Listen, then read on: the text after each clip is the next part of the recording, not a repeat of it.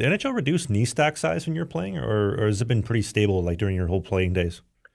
No, so when I got to Buffalo, they went from what they started doing was they measured from your ankle to your knee and knee to your hip, and that's how tall your pad could be, right? So guys tried to find ways of making that pad sit a bit higher on your pad on your leg. I remember going to that first set of smaller gear in Buffalo, and I felt silly. I felt really, really strange. But yeah, I remember You can blame Garth Snow for all that, by the way. who had the biggest gear of all time. Like, get Yep. out of here, man. Yep. Like, um, or like a Roman Chichmanek, right? All those guys, they had some, yeah. JLab Garrett, they were boxy, they were massive. I remember the old knee flaps. Like Mm-hmm. I miss those things. Those were great. The thigh boards? But, yeah, the thigh boards. Yeah, but yeah, the game's just changed so much. The gear is changing, and you know what? Even though it's getting smaller, like, the gear is getting better and better for these goalies. Like, it's too bad it's so expensive. I mean, I think hockey should be it for everybody, but you know, it's just the way the game's going, unfortunately, I guess. But the gear is really good. It slides so well, it seals perfectly. It's almost to the point where these goalies don't have to use their stick anymore, which is a big problem. I find they just rely on those pads kicking the rebound up the corners with speed, that they don't use their stick. And I'm like, well, the occasional one's going to walk your toe and it's going to the slot. So what can we do about that? And now I'm getting their hands more involved. And like I said, more athletic. I think there's a reason why these Russian goalies, the Swedish, the Finnish guys are a lot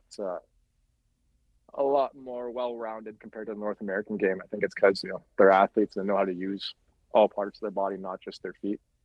Would you still be using Vaughn gear if you were playing today? No. No, what would you use? Well, Vaughn just paid me a little bit of money, so it paid for my beer money in the summertime, right? Nobody else paid me. What kind of a deal did they give you? I wasn't much. It was like $5 or $10 grand. But I was lucky as a kid. I kind of want to show respect because as a kid, my uncle said, "Don't pay me. Give my nephew free gear." So as a kid, I got to go into the Vaughn factory in London here and pick out whatever gear I wanted and customize it. So I kind of just want to stick with them and say thank you for all those years of the free gear, right?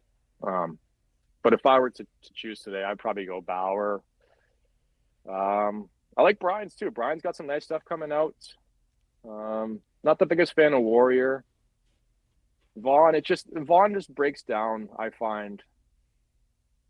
And I don't know. I just find the other companies have really surpassed them, and Vaughn kind of just stuck to their one or two products and haven't really tried to tailor with it or mess with it too much. And I find CCM and True just too boxy. When you had the deal where they gave you free gear throughout the year and then a couple bucks on the side, that was it? Head to toe, pad, glove, stick, blocker? Whenever I needed something, they give it to me.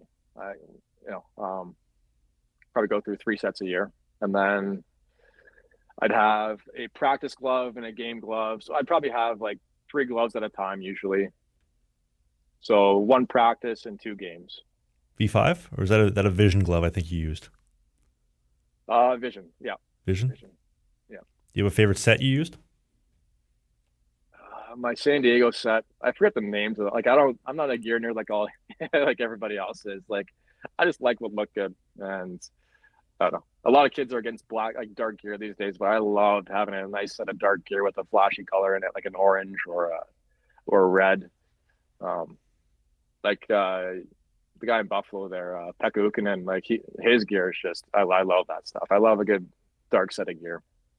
It's crispy with that vintage. I like for the parents these days too. Like, if you want to resell your gear, get the dark stuff. We do a hockey podcast called Sling the Biscuit every single Sunday. The clips, the bite-sized chunks are right here. Only the hits, the full-length show, which you don't want to miss, is right here. That's Dave. I'm Travis. We'll see you soon.